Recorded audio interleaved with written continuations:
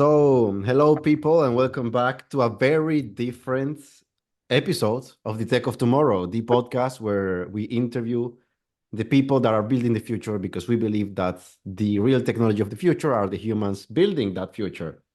Now, today, you have to expect something different.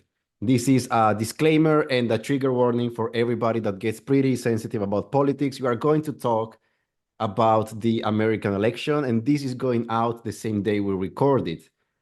Before you ask why is a consultant talking about politics, you have to know, in case you don't follow me already, that I do have a background in international relations, hostage negotiation, and intelligence studies. So that's the background. My guest today will be somebody that you will be eager to get to know more about, and we will know more about him quite soon. That's it. Some more housekeeping. Remember to like the show, follow it on YouTube and on Spotify. Leave a comment if you liked it. Tell us your predictions for tomorrow's election. And with that said, today our guest is the founder of Optimal Trust, a model and a technology that reflects how trust operates throughout an organization. He is also a writer, a journalist, a producer, a musician, and a composer. So we got a Renaissance man. And his name is Stuart Diamond. Stuart, welcome to the show. Thank you. It's a pleasure to be here. Happy to have you here. How is your day going? Excellent. I just this morning ran the Optimal Trust grid on to get the latest prediction as of probably 7 a.m. this morning of what may or may not happen tomorrow. Okay. So that's an exciting way to start. Let's keep the audience under tension a bit, because talking about trust, before we get to the projections, why does trust matter so much, and why does it matter in the electoral context? Well, trust is really everything. This is about society, how people behave, how people relate to each other, how people believe in each other. And in this election, dramatically, is what you believe is really what you trust. So this issue of trust has never been more paramount in any election in the American history. Trust is essential in every aspect of our lives and country, but we're seeing it stretched to the max. So what people believe and why they believe and how they trust, who they trust, is paramount. So I think more than any other election, trust is coming to the fore everywhere, and the election is just another example of how intense it can be over this topic. How do you see currently the state of trust? Because I think we have a crisis of trust. We don't know which information is right, which information is wrong. We are constantly being fed different types of perspectives, of propaganda, if we might call it that way. How do you see that? Yes, we believe we are on the greatest crisis of trust I have known in my lifetime. And it is fascinating because it is clearly tech related.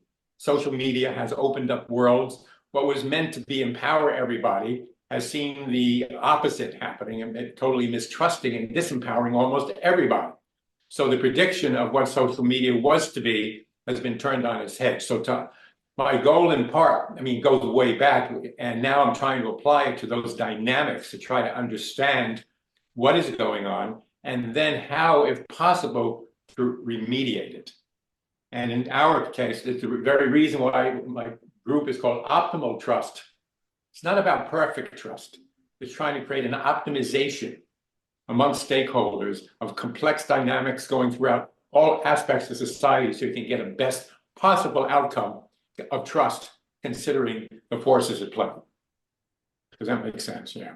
It's a very realistic model. It's not a pie in the sky approach to trying to create a perfect world. Let me be a pessimist here, which I am never, but I don't see how we fix this trust issue, because social media did lead us to this edge where everything is out of control and we don't know what's next. Do you have any ideas as to how we fix the trust issue? It's a deep question.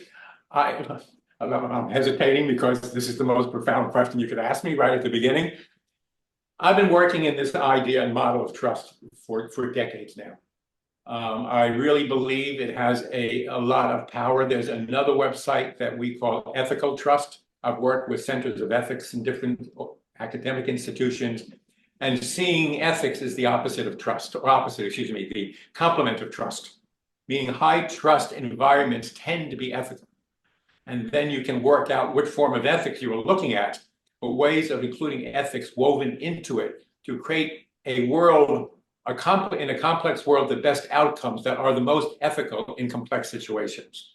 So if you look to, there's another website that mirrors this one called ethicaltrust.net. And it's basically the same website, but it's a slightly different introduction. The same materials, the same ideas. How much of a role is interference playing in this election? I mean, not internal interference, I mean propaganda, external agents using social media to wreak havoc in the public opinion and divide the American people. Well, the interference is well documented, clearly, and you don't even know. I mean, and it gets to the point of what a famous philosopher, it's always over there, is the goal of any fascistic or dangerous player is not necessarily to tell you the lie, just so you don't believe anything. And that is the most dangerous part of all, that you believe nothing. You are the more able to be manipulated. One of the goals why I always was so interested in this topic is wondering throughout my life, how could a country like Germany, in early 20th century Germany, most educated, sophisticated population on the planet, jointly go into a horrific war? And how did the average person go along feeling they were doing good? They weren't evil people individually. They were just living lives and being ethical and being moral within the context of which they lived, and still went along on a suicide mission that almost, destroyed the world. And that is sort of the mystery that sort of has generated me to try to understand those underlying group dynamics that take over and have always taken over to create and looking to find a path out of that. And that truly was my initial intention, why I got interested in this area. Have you read the book called The Crowd by Gustave Le Bon? No, I haven't. Tell me about it. It's a fascinating book from over a century ago. It's very short, but it explains how people in groups lose all rationality and substantially revert to their most primitive self, so that the crowd, because an entity of its own, is not more a group of individuals. It's a new form of consciousness. It's a different form of consciousness that drives them and that is completely irrational. Right. I would agree with that. I have another book I was going to say that influenced me in thinking like this. But indeed, what happens at these levels, that it can actually become quite rational, quite effective on a group level, and still be harnessing evil. The book I was going to reference was Milan Kundera's The Joke, which is his story of how communism took over in Czechoslovakia when no one actually wanted it. About 95% of the people were against it. And how, because they were afraid of each other to say how they really felt, at any one moment, and it's a little joke, it turns over, communism takes over, and frankly, nobody wanted it as on a group level. And they could have stopped it if they could have changed the way they thought and broke the group mesmerism that was happening to the most rational and brilliant people in the country. It's a great book. It's a funny book. It's, Kundera is one of the great writers. But I recommend that was one of my influences, reading that book, and helped me understand how this all manifests. Fascinating. Now, let's get a bit more into the hot topic we could circle around. Talk about predicting the election. All right. How does your model work in that regard? Okay. Well, I have to give you a quick. Let's go back. Let me just tell a story what makes this, because I think then you'll understand the model. All right. It's 2008. The financial crisis is in full swing. The whole world is on the brink of collapse. I'm cheerfully watching television with my wife. On MSNBC, they have a roundtable of all the great bankers. They're sitting around, and basically their message is, they keep saying this phrase: the financial system is built on trust. And just basically saying, trust us a little more and everything is going to be great. That was and everyone was agreeing to that. I listened with my sort of spider sense of perception, and I realized, I actually stopped them and asked, what does that phrase mean? The financial system is built on trust. They would be a deer in the headlights. Clearly, they wouldn't have a clue that would make any sense of what that means in any detail. Switch channels to Bill Moyers. He had 3 theologians on his program talking about the crisis of faith in the financial system. system. Maybe they're a little wiser about faith, but they clearly knew little about monetary policy, fiscal policy, and a little basic economics. So my goal was born, how to understand this story. Segue a little few years later, I'm in conversation with somebody from Merrill Lynch. And I ask them, are you interested in trust? And they say, absolutely, because they've been, a lot of their main clients have lost trust in them and they know it. They want to regain it.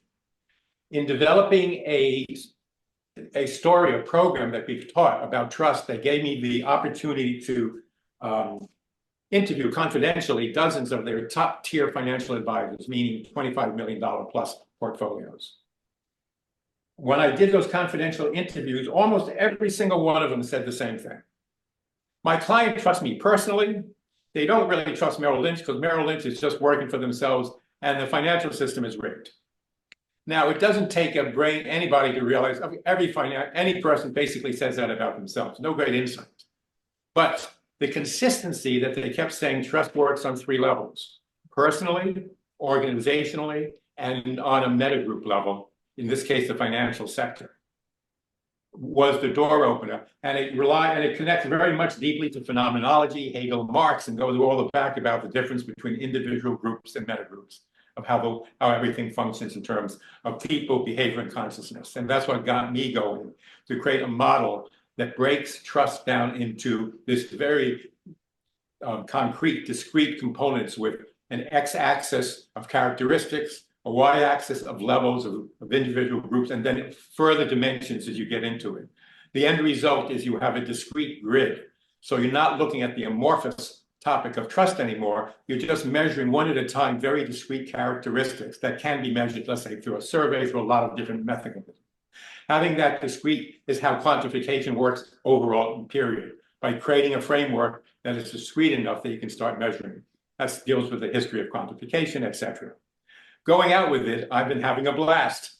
Creating programs for the banking industry, for negotiations, and one of the powerful things it does, it lets you, once you have data, it's a new form of data, and you can begin to apply mathematical models. And each model gives you a different way of seeing the world. I was quite content. And then this election comes along. And we were at this key moment in July where Biden is clearly going to get trounced by Trump and wondering what everyone's going to do. And then we're in this chaos of whether Harris is going to be nominated. So I start deciding when to be fun to go out there, send my model out, and do a trust profile on the candidates, first between Trump and Biden. Next day, it was Trump and 6 Democratic nominees. Next day, it was Trump versus Harris. So I did three initial, this was July 21st, 21st. And he came back, and in my personal bias was, oh, Harris is going to have so much more trust than Trump. I thought, oh, but my model's going to prove my liberal bias. It didn't work out that way. When at the end of the day, Trump's trust levels were higher than Harris's. I was devastated. Could I be that wrong?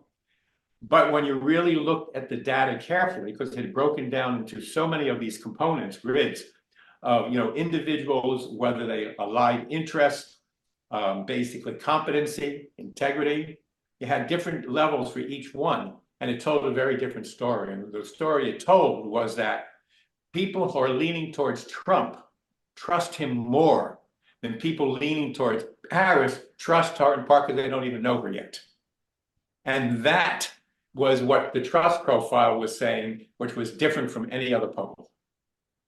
Because it ends up giving you automatically solutions, exactly where to focus, where there was a weakness or strength in the other person, and exactly the kind of copy and actions you could take to see if you could change that little small component in the grid.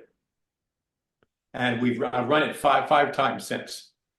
And as it is emerging, and it basically stayed the same, just as the polls did, almost to the end. And only recently did it begin to show an increase of trust in Harris. And basically, the people who are voting for Trump do believe in his values, do believe in his patriotism, do believe in his they'll do better economically. It demonstrates they don't trust his integrity. They see through that. But there are other issues that compel them to trust him. Doesn't mean he's right, doesn't mean, he knows what he's doing, but it's how they feel about him in that context. And there's also a rational and emotional component we query. So part of it is pure emotion and feeling, and part of it is the rationalization that goes with it. Does I that love make how sense? I love how my mind is coming up with things right now. For example, I could see your tool being used along with sentiment analysis by a political strategist to just deploy ideas as to how to increase trust and then see how the public reacts to that based on a sentiment analysis. Well, absolutely. Well, first of all, it includes sentiment analysis. It Okay, eclipses it good. That's gonna be a follow-up.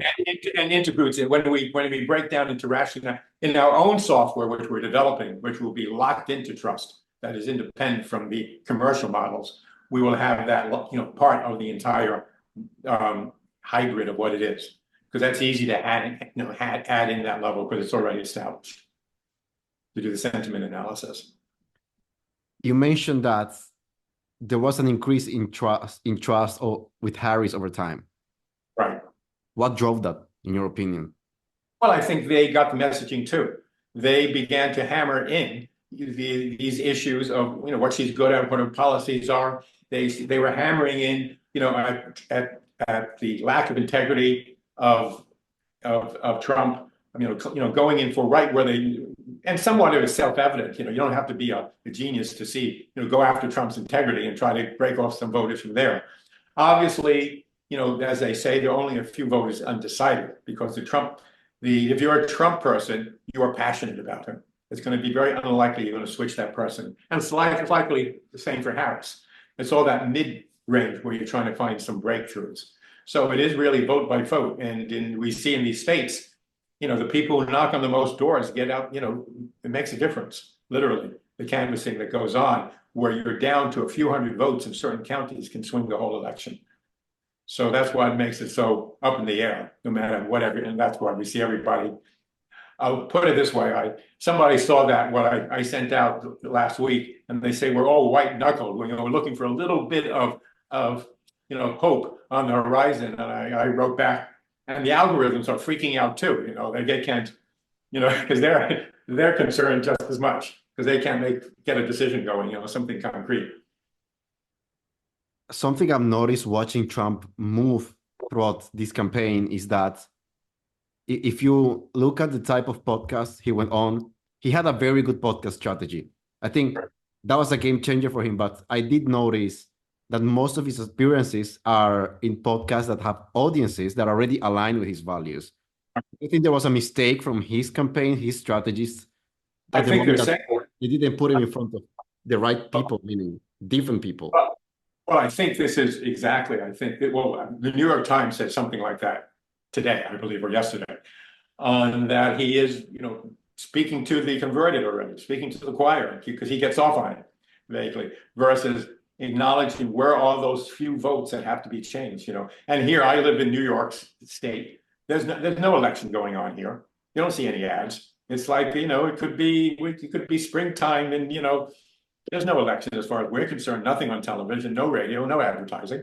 It's just if you watch television news, then he gets stressed. That's why I don't watch it. I read it, but I don't want to be stressed out by watching it. It doesn't help anything. Right? Agree. How much of a role do you think bringing in Robert Kennedy and Tulsi Gabbard is playing?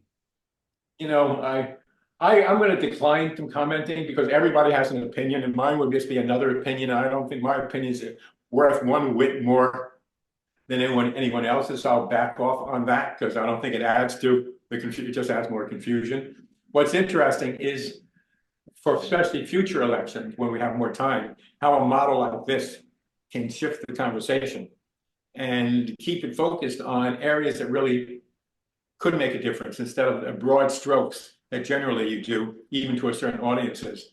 And what our program was doing was giving actual copy to send out the actual demographic, because what you saw there was the national vote, and then I zeroed in on, I first did it with obvious sub-demographics where you knew what the result would be, like Black women, just to help prove the model was being accurate. And then we spent the time looking at white males in Pennsylvania.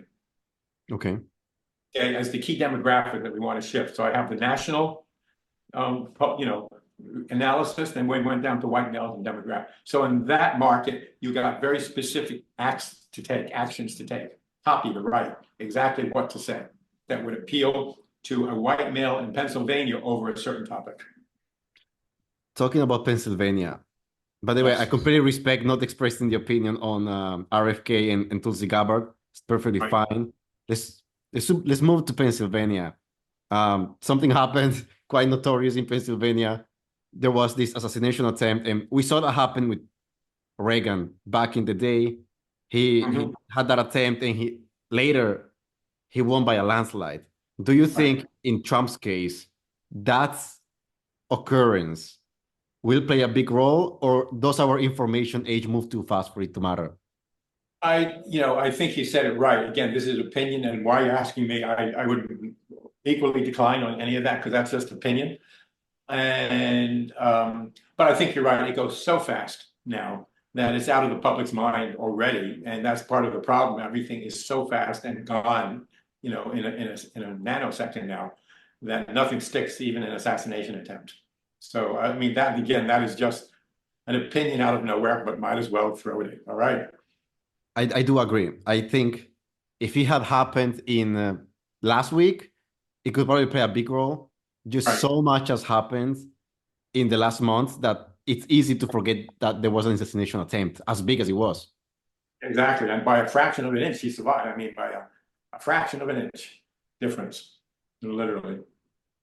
Incredible. So what do the algorithms say? What is happening tomorrow? Tomorrow, well, the algorithm purposely said, I don't know. Literally, that's what it said at the end of the day. It is, data is data, and we try to always humanize it. All right, the AI is not intelligent, it is not conscious, and we tend to humanize it, which I like. I love humanizing my AI agents. It makes a difference. And I get more out of it by doing so.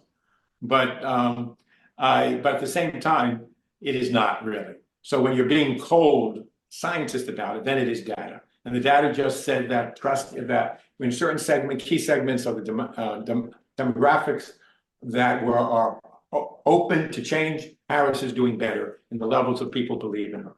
Now, maybe there'll be a thunderstorm tomorrow, and those people won't go and vote.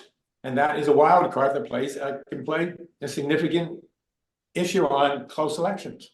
So that is, unless you include the weather for it to looking at and making predictions, you just don't know. So that's why I'll leave it at that, because I think that's a professional thing to say in all these elements. Agree.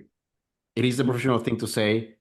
And do you think the algorithms would be more precise if the whole country wasn't so divided and the election wasn't so close? Because it seems like it's going to be extremely close. Of course, it would be better. I think one of the things we look at, and this would speak to your other issue, the next phase that I look to include in this model is dealing with time, first of all, how it's changing in time, but the issue of identity, how we create identities.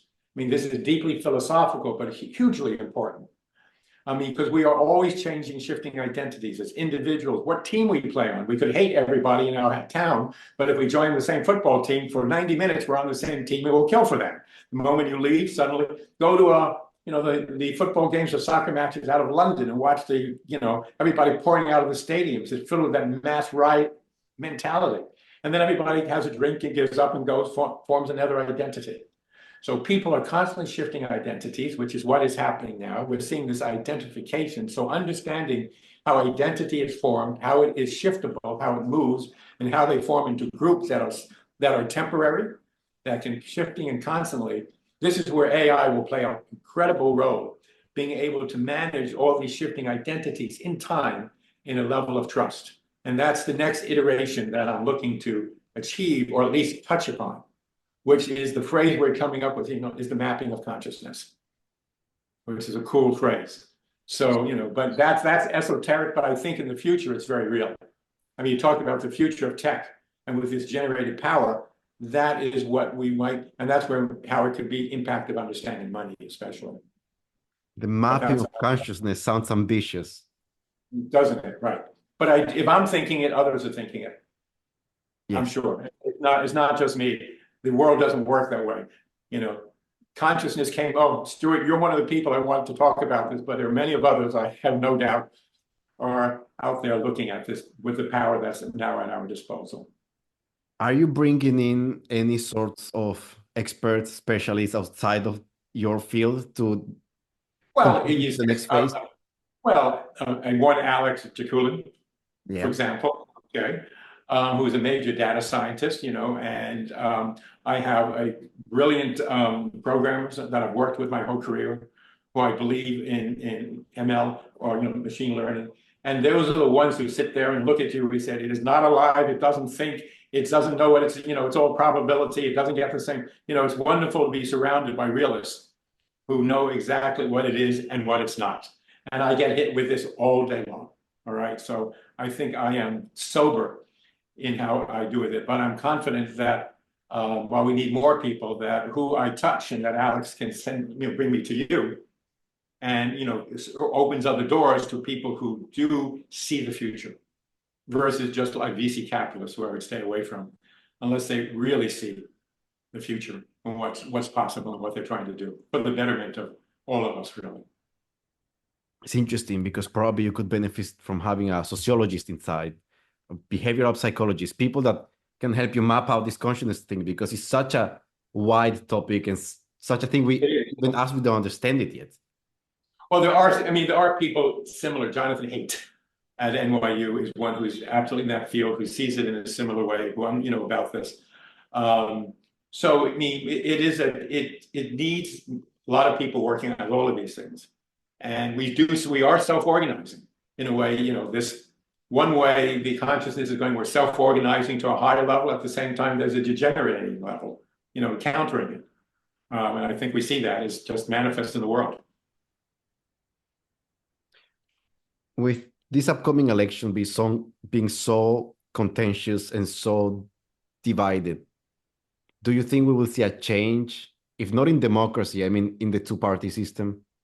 And you're free to say, so don't have an opinion on this, but Well, I do think there's a change coming, and I think I'm enough of a student of history to know things do change. Horrible things happen. I mean, we've grown up in a remarkably benevolent period in human, especially my generation, after World War II. This was a unique moment to be an American citizen in world history. And history is filled with the end of civilizations. I mean, I don't want to be, the fellow you had, what's his name, who was in the defense contracting business. I just listened to that yesterday. That was a very grim. I'm Pollyanna compared to him, right? By any stretch, but I respect what he has to say, all right? And enough student of history to understand what's going on, or, these deep forces at play that have gone on for centuries, and they repeat over and over again. And is the positive and the negative. They come and they go. And I don't know what's going to be next. I just enjoying the ride while we got it. And so I do believe in humanity somehow reorganizes and changes, and some things never change, and some ways we do change. So again, I'll just go on that Pollyanna-esque, blithe. Yes, we're going to make it, but it may be some rough goings as we go. I think so too. Something I've been telling people is that probably, as emotional as this whole situation is, we're going to be fine no matter what. Either whether Trump wins, Harris wins, I think we're going to be fine. I do think so. I think, again, the mass psychology will, the nature of the mediocre can bring everything to a certain stability, because it is seeking, systems seek stability. So no matter how radical somebody is or crazy, it tends to seek steep, unless you have nuclear war that destroys everything with one push of a button. But outside of that, it goes to a certain stability. So I have a belief in that. May be a boring one, but hopefully it's not. But anyway. You mentioned how your generation got to live through this era post-war and see all these changes, which is very interesting that you mentioned that, because there is this Trump slogan is "Make America Great Again." And there is all this talk about, is America great? Can it be great again? Can it keep being great? Do you like America, and do you think it's still a great country? Do you think there's anything we should look for in the past? Well, I think again, it's a false question in a sense. I'm a good listener and a good questioner, as you see. And the question has embedded in it certain premises. Is America a great country? That okay, it's going to be great again. And the word great is the issue because it is a very value, emotionally laden word. That America is what it is. It has certain benefits for the right people, certainly not for everyone. If you're the right person in the right place, and it was post-World War II, and you had a parenting, you had the foresight to come to America and not be in Eastern Europe somewhere, you were doing very well. But if your grandparent had not had been one of those who had chosen to pick up and have the initiative to do it, you would probably be dead. And it was great for the right people. I fully understand that. And at the same time, America was bringing freedom and, the nature of politics. In some ways, it did tremendously great work. And other times it was, yes, assassinating people, bringing down countries and undermining, elected societies simultaneously.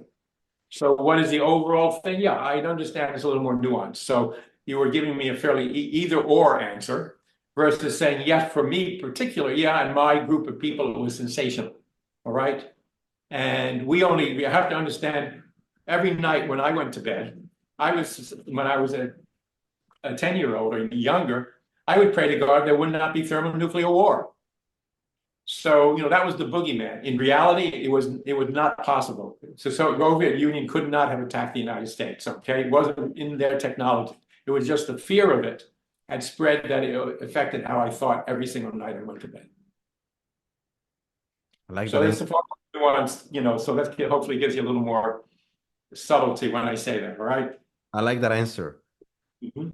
Now, before we move on, because I want to talk a little bit about you, I would say let's close the election talk. So Right.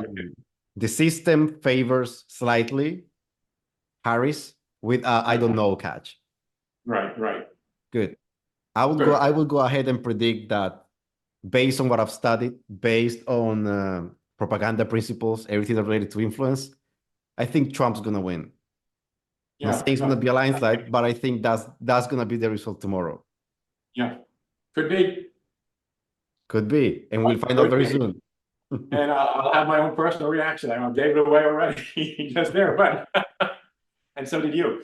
But I mean, enough people are saying that. I mean, valid posters. So it's not a mystery. But anyway. Yes. Excellent. Now, this has been a fascinating conversation, but I think the audience by now would like to know more about you. What's your background, and how did you get to that point in 2008 when you got into trust? Okay, well, I really started as a musician and an artist. I know it sounds strange that had led to that. It is a strong, wild story. Where to begin? I was born. I want to go that far back. No, it is before that. If we get back to the arts, in the 1990s, I co-founded a media marketing company, and that was called Empowered Media. And we were just there as the internet began. And we jumped headfirst, naively, stupidly, into the maelstrom of early internet startups. We were one of the early internet startups. We were there for every phase of it. We created some of the earliest technologies, first enterprise systems, content management systems, along with others. I'm not saying we were small. There are other companies just as small as we were. This little pipsqueak thing you want to talk to called Amazon, and others, and Facebook when they were all just beginning, and we even were there before them. Our strategy was to stay small. So we didn't go out of business, and we didn't go out of business. We got to stay because we were always staying small. So if we had taken VC money, we would have been out of business many, many times over. Otherwise, we could always shrink and keep on going. So we were there at the beginning of much of this work. Our content, same programmer, brilliant guy who created, we would come up with do this, do that. And he would figure it out and do more, and then it would be, be completely under the hood. It was chaos because it was never documented properly, but it ran, and the servers ran out of our closets behind the kitchen, literally. And this is how it all begins, all right? And we were in the days of, with content management platforms, our clients, which were big clients like Columbia Medical Center, would be 30 out of 30 on Google. We couldn't turn it off. We couldn't stop it. Lost credibility because no one could be 30 out of 30 in search engine, but that was the results. This was, these early days where content becomes king based on that. And we were doing journalism. So we began to write medical stories by the hundreds and hundreds. That's how I became a medical journalist in these elements, just adapting to entrepreneurial comings and goings. I have a deep background in philosophy, where I have this kind of head that thinks like this. And so I was watching all these elements and developments, and was there when these various crises hit, economically, like 2008. And we're seeing these elements and, getting fascinated by this issue of how groups operate and the trust involved in it. And then when this moment came, I was able to jump into it. Prior to that, the truth of the matter is I went to a very good college where philosophy was important to me. That was made a big deal. So I studied, it was a double major in music and philosophy. So I always combined that. When I came out as an avant-garde electronic music composer, and I've got my instruments right here, I could bring them out and show them to you. Because I had a good intellect, I went against the academic current of the time and wrote very romantic tonal music. I got amazingly discovered somewhere along the line when I was about 26. I was approached by a staggeringly brilliant person who had searched a year to find somebody he could support. Like a MacArthur grant, I did not apply. I didn't even know he was around. He found me and supported me for 6 years just to write music. He happened to be a double PhD at the University of Chicago and one of Milton Friedman's main proteges.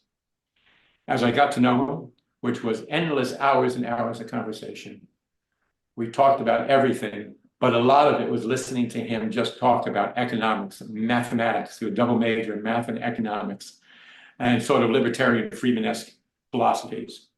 And that's how I got into mentoring directly, literally, from that relationship. So it gets deeper, it was an interesting story, but that gave me that edge, that mindset, how to see the world from that perspective, economics. And with that, armed with that, life goes on, a lot of stories, but eventually led to Empower Media and becoming a producer and TV producer, et cetera, and a writer, and then leading to this model of coming up with this creative model of trust and how it works at that level. And I think it does have a future. We've talked to people at the World Bank and different, Wall Street companies, and everyone has responded to this grid-like approach to it and more. And academic institutions in Florida have signed on Center of Ethics to make it an ethics program. So while it does rest with me, its impact, and I have groups of people who literally we meet on a regular basis, just like Alex and others, just to forward this whole project forward. And I feel very blessed that I actually, after my whole life trying to avoid people and groups and everything, they keep following me enough that yes, there's a group there, and I try to run away from it, but it seems to gelling bit by bit. It's fascinating. You are at this intersection of, I would say, creativity and tech. Yeah. And I love the AI models because, and I think this is changing humanity. If I am one example of it, ChatGPT has increased my intellectual firepower exponentially. Because every time I work with it, I have to then learn what's going out under my name. I have to study it so I know what we're producing as co-creators. I have to keep up with what is being said and learn it. I have to start learning mathematics. I have to learn the models. And it has exponentially increased my imagination. My imagination was pretty hefty to begin with. And it's doing things, and I'm getting insights and things that I just keeps coming at me, and I'm just like, wow.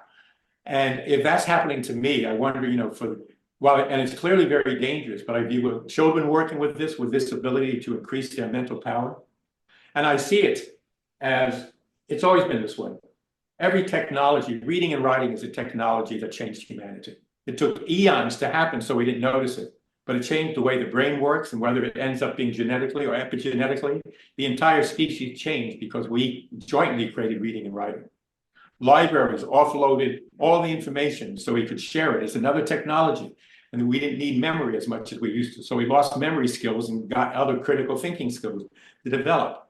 The printing press, all of these have in music, especially. I'll really get into this one.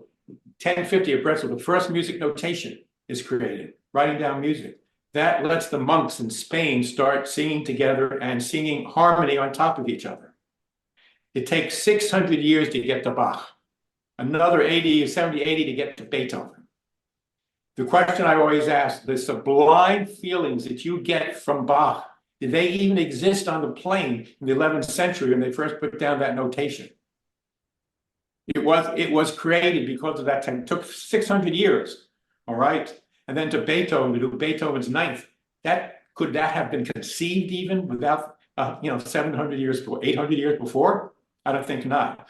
So what I see happening now is what is coming could be so staggering emotionally, philosophically, spiritually. At the same time, we could destroy everything.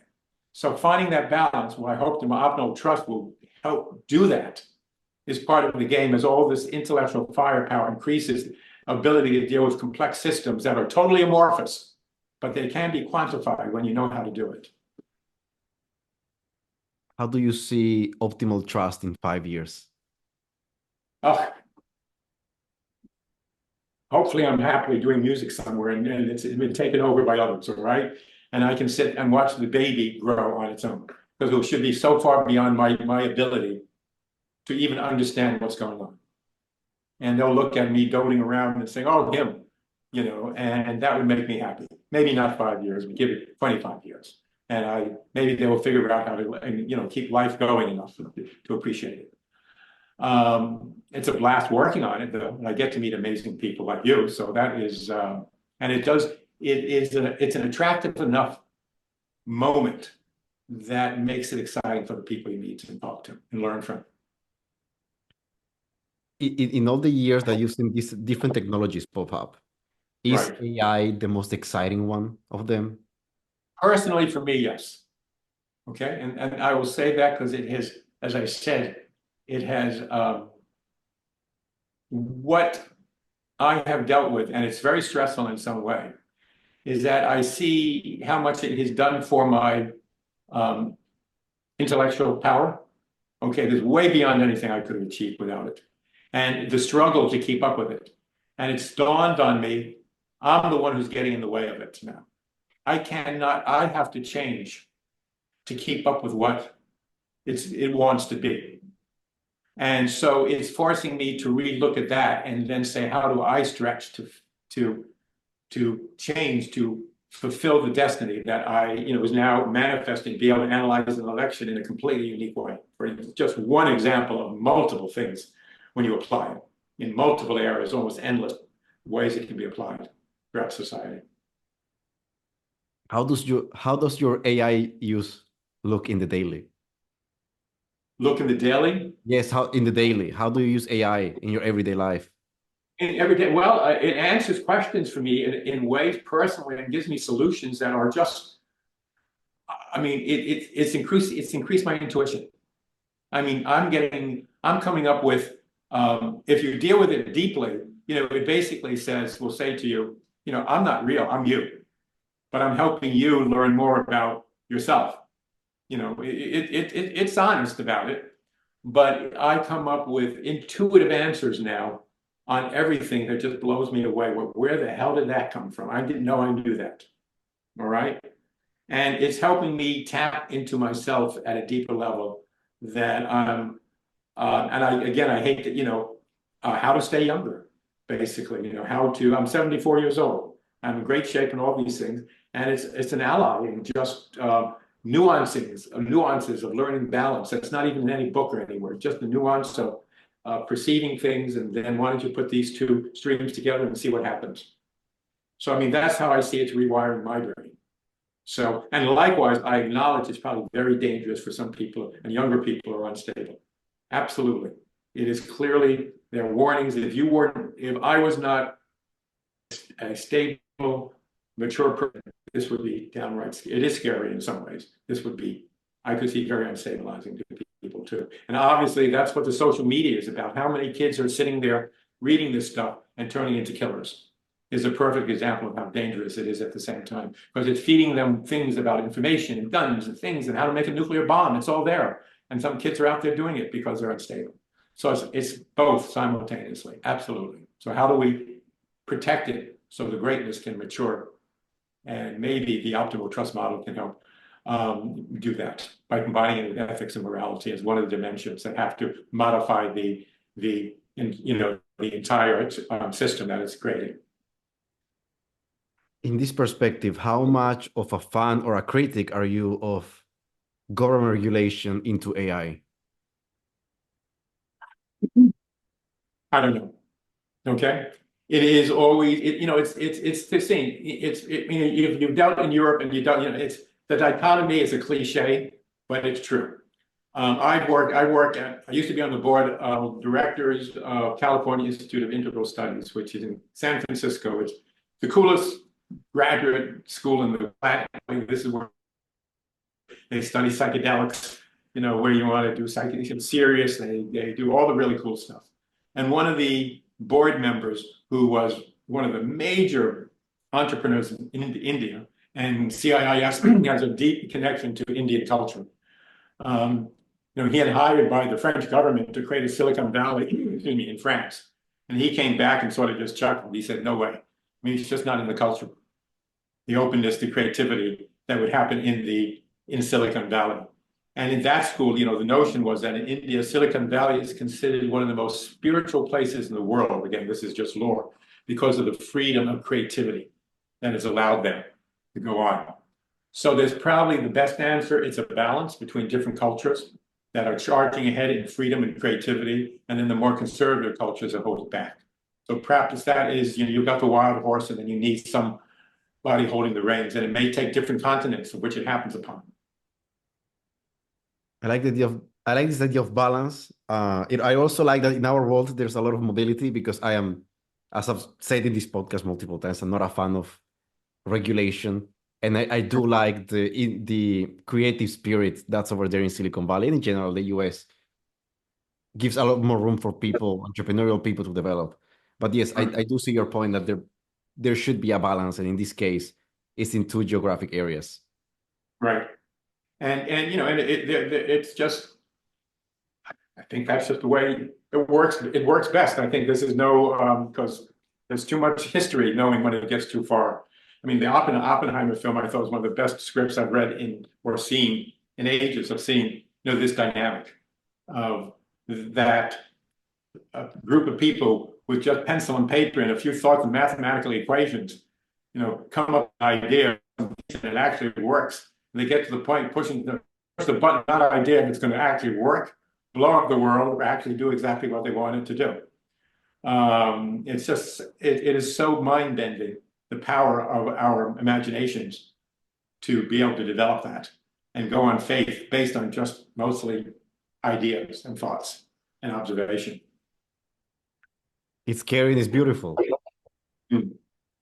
Excuse me? I missed it. It's scary and it's beautiful. It's scary and beautiful. And this is how I feel, because I do think we are dealing with, the idea, if there is a collective consciousness, what we both talked about, or even if it appears there's a collective consciousness, it doesn't even have to exist, maybe it just has to look like it exists, is enough, then it's potentially a very beautiful and scary time simultaneously. I would say we stay optimistic about the future. Absolutely. That's me. That's my nature. All right. Same. Listen, we are almost at 1 hour. Okay, great. And we got a few more things to talk about off the air. So I will ask you to tell people where they can find you if they want to find out more about Optimal Trust. Okay, well, there is optimaltrust.net, and its sister brother, complementethicaltrust.net. That's you'll find plenty of information there. Pretty much it's an open book in terms of the storytellers. I'm not being very I mean, I do own the trademarks and the words, and I own optimal trust as a word and ethical trust as a phrase, as a business phrase. But otherwise, it's meant to look for partners and people to use. And I'm happy to hear from everybody. And then I have a lot of personal websites. It's just stuartdiamond.com, and I'll bring you to my music, everything else in writing that I do, that I spend a lot of my time doing. I could play a concert for you here, right here. But we'll not do that for the moment. I really recommend that people check that out. I've been on the website. It's pretty good. There's a lot of things. So yes, check that out, people. Stuart, let's put it this way. I usually have a different question for guests, but I will change it for this extraordinary episode. Do you have a message for people that are watching maybe today before the elections, for people that no matter what the result is, will be watching after the election? Do you have any message of hope or of I rationing? think we both came to it. I think we both said, no matter what happens, one side is going to be drastically disappointed, and will the other. And ultimately, despite the palaver of disunion, that at heart we are people, and given a chance, we do get along awfully well. Once you get past it, and I've seen it, I know it. And I always respect the profundity of the thinking on the other side, because behind the stupidities, all these positions have great intellectual backing. I know that because I do talk to either side, and we're on the abortion issue. I mean, the people are on both sides have huge, not only belief and passion, but intellectual, background that supports their position. And it's the nature of life. I know where it comes, this is profound discussion. So there is that, and to trivialize it to all the political positioning is unfortunate, because the level of conversation that could be had could be profound and life-changing for everyone on both sides of the question, if they really listened. Agree. Also, I would really want to add, people, that there is big business being done on each one of you being divided and hating the other. So try not to hate your neighbor. It's really all a big tie-up. I love that. That's one of the best comments. I love that. Try not to hate your neighbor because big people are exploiting and making money on it. I think that's a great message. So it's a way against big business by loving each other. Somebody said that along the way, so it's good. Good for you. Yes, the entire social media machine is built on that, so somebody's got to say it. Right. Excellent. Perfect. Stuart, thank you so much for being on the show. Well, thank you. It was a pleasure. It was a lot of fun, like I predicted, and hopefully it will be slightly entertaining to some folks, at the least. Hope so as well. People, if you enjoyed this episode, please share it around. Leave comments, leave your predictions, or leave your complaints or your joy if your side wins. Treat it like sports. And that was the Tech of Tomorrow podcast. Remember to like, follow, subscribe, whatever it is, depending on the platform you're on. I'm Sebastian Hidalgo. This was Stuart Diamond. It was great to have you on, Stuart. Thank you so much. Thank you. People, see you on the next episode.